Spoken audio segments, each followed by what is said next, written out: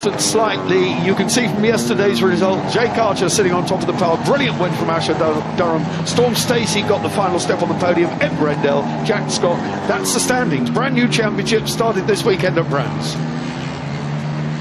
Standard class now, those were the GP boys. Standard class, Victor Rodriguez, he won it last year too. Cook, Horseman, Tom Strudwick, Fenton Seabright, most of those guys ex-KTM, would you believe, or a lot of them.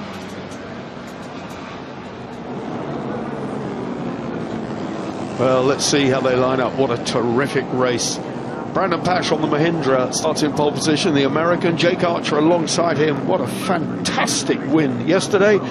Based on lap speed, this, Ed Rendell, Storm Stacey, Jack Scott, Asher Durham, that's row 2. And looking through for Eugene McManus, fell off it yesterday. He's had to have a push start today, so hopefully more luck for the Irishman. Elliot Lodge, Liam Delves on the Dean Reynolds DR motorbike, Ed Best, young Jack Nixon, Santander Salt, KTM, and Taz Taylor, the 20-year-old. Ed Rendell in your shot now. Big lad, good ride yesterday, pushed it all the way, got 4th place. Red flag then moves out of the way here. We've got a 20-lap Moto 2, the absolutely brilliant hell performance Motostar Championship, and away they go. A brilliant start. That looked like it was indeed Storm Stacey going well on the green and yellow, but he's absolutely flown away. But Jake Archer got a cracker as well. Jake Archer looks like he's leading. Yeah, your pole man Brandon Pash there got really sucked. Oh, somebody's off. That's 2 hooked together. I think only 2 involved. Yeah. Both on their feet? Yeah, that's number 7. That's Ed Best. That's one of them. Edmund Best. And a good start by Ed Rendell. And Jack Scott, the Harpenden man, number 55. Jack Scott going really, really well. 5th in yesterday's race. There he is, Jack Scott.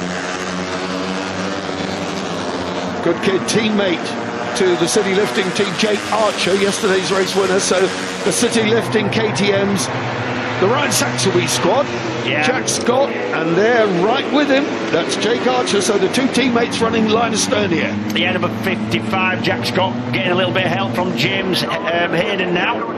And Ed Rendell in 3rd place on the vivid yellow. Easy to point out the Chelmsford man, Ed Rendell. He rode really hard yesterday. Yeah, and that's what we used to see from Ed Rendell. He's never not ridden hard, if you understand that. He we love a trier, and he is a trier.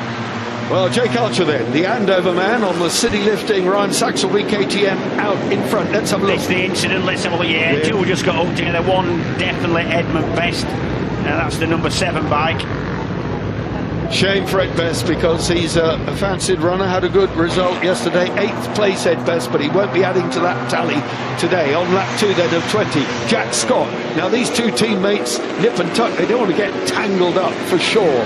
The City Lifting bikes. Ed Rendell looking really good. Asher Durham, number 64. The little lad going in 4th place, really 2nd yesterday. Asher Durham led for a long, long way. Look at the number 64 bike. By his own admission, a mixed race lad, and he said to me he wants to be the 2-wheel version of Lewis Hamilton. I'll do. If he can get anywhere near that, that'll do us.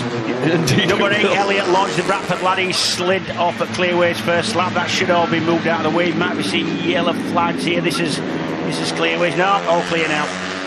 We've settled down now. We've settled down here in the commentary box. Jake Archer it is, who's easing away. Team manager Ryan Saxelby puts a good bike together. Twice in this Motostar GP Championship, Jake Archer has been runner-up. Is this the year? And I have to say, with the departure of 1 or 2 of the other quick names, this could well be Jake Archer's year. He was dominant yesterday, and he's looking good today. Yeah, puts a really good bike together. Does Ryan Saxelby. Operates from the garage underneath his bungalow there in Penistone, Yorkshire. And you'd know that very well, wouldn't you? Yeah, he's actually got a really nice setup. It's compact. He's got his own dynamometer down there in his garage.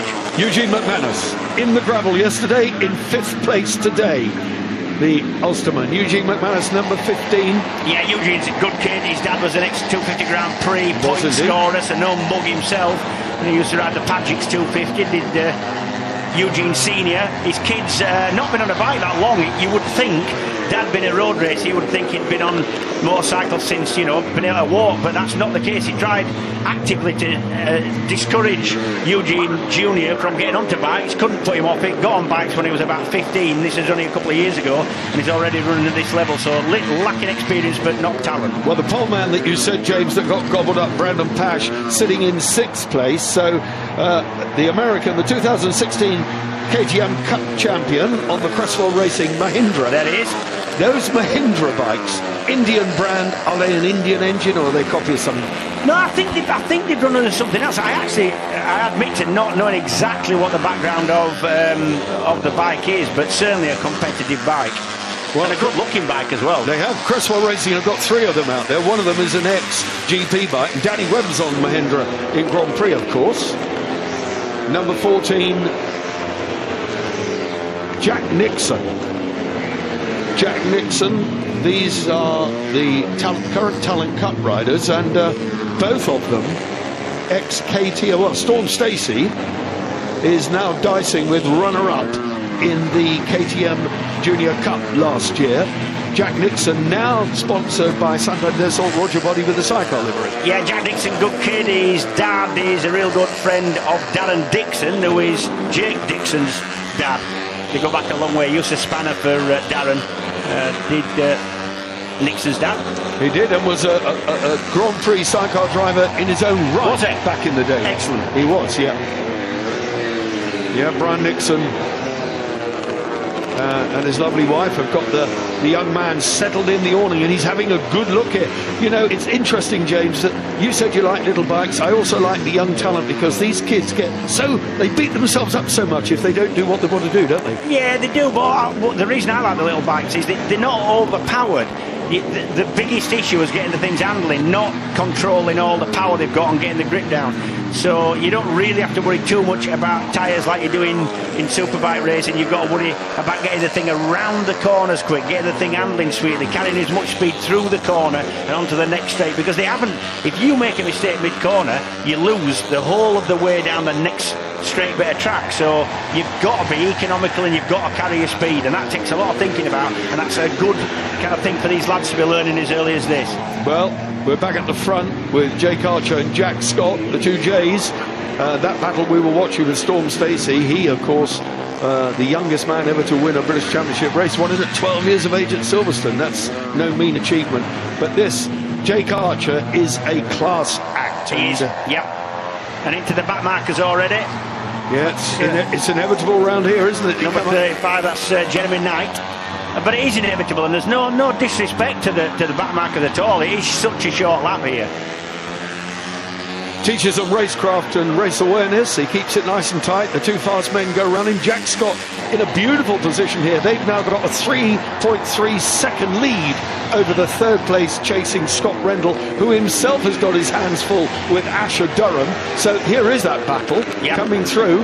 Ed Rendell you saw on the all-yellow machine. And Jack Nixon has got the better of Storm Stacey. Storm Stacey on the Fireplace Warehouse green and yellow bike, very, very pretty. Teammate to Taz Taylor, who at 20 is a comparative veteran. Number 30, red background. That's Max Cook, your standard class leader. And that's number 21 in trouble.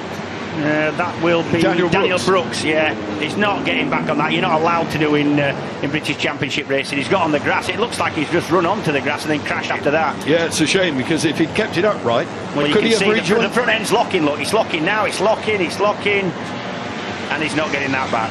If he hadn't dropped it on the grass, could he rejoin the circuit? He can rejoin, yeah. Okay. So, that was a tricky dash. That looks like clearways to me. It does. But number 35 rider sprinting there, that is Jeremy Knight. Let's have a look. Yeah, that's the rider that has been lapped. I wonder if he's been clipped by somebody. He has, you know, and that's really unfortunate, because he's been clipped while it's been sort of lapped, and that's bad for the lad. He didn't need that at all. I didn't feel he was given a lot of room there.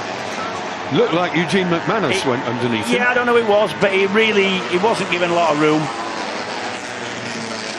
No, dived underneath. These are the leaders, Jake Archer and Jack Scott, number 2 and 55 respectively. teammates they are, as I've said before. What they don't want to do is be hooking each other off, that's for sure. I hope, yeah, Jack Scott, number 55 there, the man in second. He's getting a little bit of help, not financially I don't think, from James Hayden, but he's getting sort of mentored and a little bit of training in the art of talking to the press and speaking to sponsors and getting a leather and helmet deal, etc. It begs the question, does anyone get any financial help from James Hayden? He buys around occasionally in the pub. Yeah, he does. Fair play. Look at this. Oh, look at that. Yeah, that's the problem you've got with the back markers. You've got to make a decision as to which side you're going to go past. Fair play to the lap rider. He just stuck to his gun, stuck to his line, didn't get sat up and didn't panic. No, and it was a close call. But here they are, charging through now as they sweep past Josh Hyatt, the Canuck man on the number 57 bike. They're really, really getting among the tail enders thick and fast now. Yeah, but remember, a lot of these tail enders obviously going as fast as they can, limited in experience, a lot of them, and a lot of them are on standard bikes. So I was about to say that. They're probably about 10 brake horsepower down than the full Motostar, Moto3 type bikes that we see your leaders on there. Yeah. And that's a lot in this class. That's probably about 25% of the power they've got. It is. Two classes within this, as you probably have gathered by now. Standard class tend to be the NSF 250 Hondas. Yeah, with about around about 42 or 43 brake horsepower. The best of the Moto3 bikes are probably about 10 brake horsepower more than that, and that's a big step.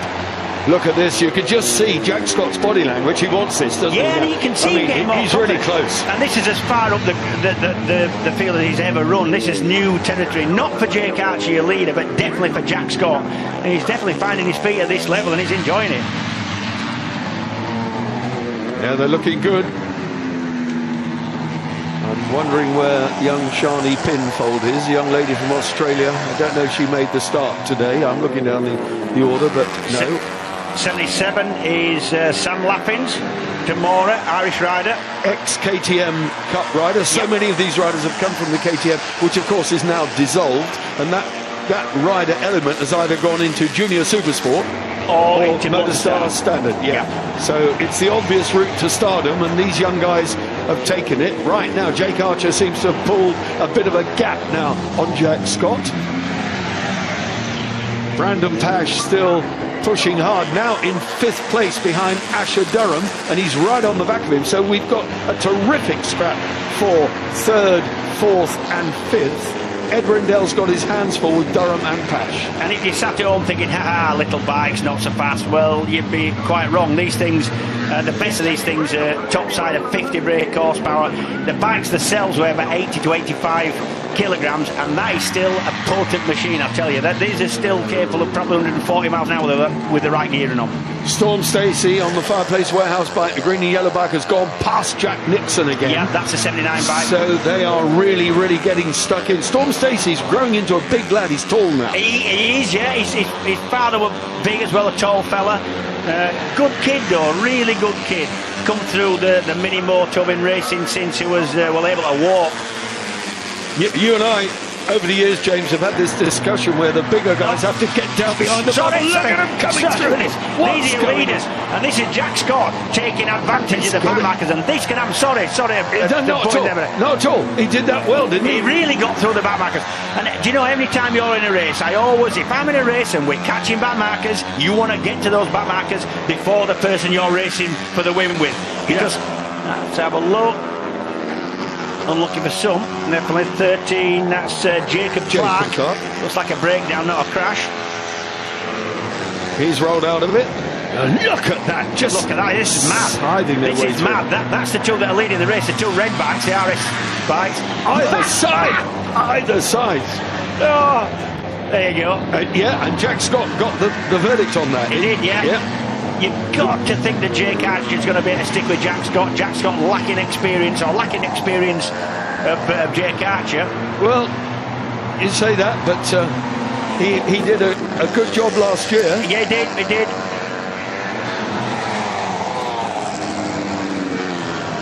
Right, they've lapped everybody up to 20th place now. Jack Scott was 4th in the standard class last year. Yeah. So he's no mug. On paper, though, you would have to say that Jake Archer is the more experienced.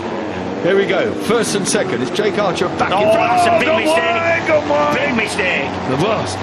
I bet he looked at that cement and thought psychologically. You're not leaning over on that. Yeah. It looked that way, didn't it? Definitely. He just stood it up. He'd gone in that quick. He'd got on the wrong side of the oil spillage clear up. Yep. Great experience being shown. And just before that, we saw. This you just watch this coming into Paddock Hill Bend again. Over the line they go. And he runs wide, and he's not comfortable at all with cranking it over, is he? No, you can't crank it over on that. I mean, obviously the cement just. Sorry, you're trying to get it. No, look at this. Asher Durham and Ed Rendell. Look, this is third place. This is a battle for third. How close do you want that? Well, Ed Rendell loves racing like this. This is exactly what he wants. It's typically on the guy on a yellow bike with a black leather typically is on a. Brandon now your American Brandon's caught up as well. He's in fourth now. He's done Ed Rendell. Third now. Oh, this is riveting stuff. Look, they're in the traffic now. Oh dear, Ed Rendell got the worst of that. Down they go. Oh, that was bound to happen, wasn't it? There was something around there, wasn't there? 6 bikes into one piece of time, that don't work. Here we go. Something's gone out. Brandon goes up the inside. Actually, Durham has a sneak up. The poor lad was just caught on the wrong side of the traffic there, wasn't he? Dear, oh dear, oh dear. Asher Durham, this is. Look at this. You can see it was going to end in tears, couldn't you? From this point on. That was brewing for a while, wasn't it? Yeah, that's down at Clearways just half a lap before. Well, they mean it. We're on the penultimate lap now. Asher Durham. Now, where's Brandon Pash? He's away. Third. He's got away with the other two battling. Brilliant fight for him. Pole position man, due to his lap speed in yesterday's race. So that underlines the fact that he can put quick laps in. Yeah, he does. To be honest, Brandon was unlucky there. He got beaten up from the start and he's had to fight his way through. And we all know how difficult that is at Brands. James, you've done this series for many years. Am I being unfair in saying of Ed Rendell that he's always a bridesmaid, never the bride? Yeah, that's been the case. He's always been on a slow bike. He's a big lad, you know, and that does make a difference on these bikes with limited power. He's not just sort of a bit heavy. He's trim and he's fit, but he's tall. He's tall and he's got big shoulders. And that sticks in the wind. Here they go then. On the final lap. Jake Archer. Now, that's Scott leading. What's happened to Jake Archer? Well, he went wide, didn't he? Sorry. He's having to play catch up. So race leader Jack Scott, number 55. Brilliant run for him. Yeah, this was their last time over the line, but now we're looking at real time here. The run down towards the flag. It's Jack Scott, fourth in the standard class last year, but he's really underlined it here with a fantastic victory in this 20-lap Hell Motostar event here at Brands Hatch. And look at these. Here they go. Ed Rendell's in there. Brandon Pash, the American, gets the final place on the podium. Here they go, Eugene McManus. Oh, fantastic stuff. Well, that's been a right Motostar mashup, that, hasn't it? That's been it was like 1-2-5s from the old days, wasn't it? Just said I remember it. Brilliant. Jack Scott then, absolutely fantastic. What a race here, a win and a wheelie from the victor, Jack Scott, Hell Motostar winner.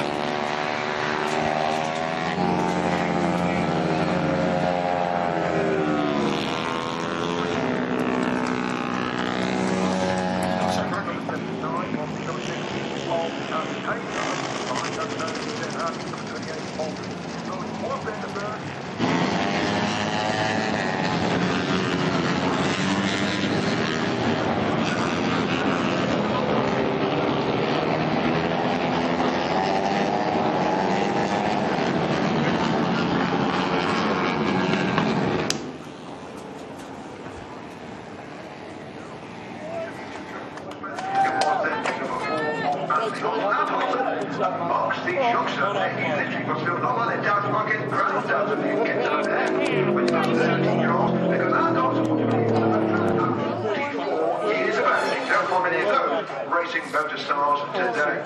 Behind Hudson then we have Thomas Troy, number 25, Ogden 19, 45 Swan, 69 Irwin, 89 Morton, 66 Thomas, 52 Bahal, 56 Atkins, 54 Stuff Burnett, 77 Alex, number 20 was next one, number 4 Jack Harwood, then Jack Archie's finished their first race again, number 48 Shiny Benmore has finished their first race.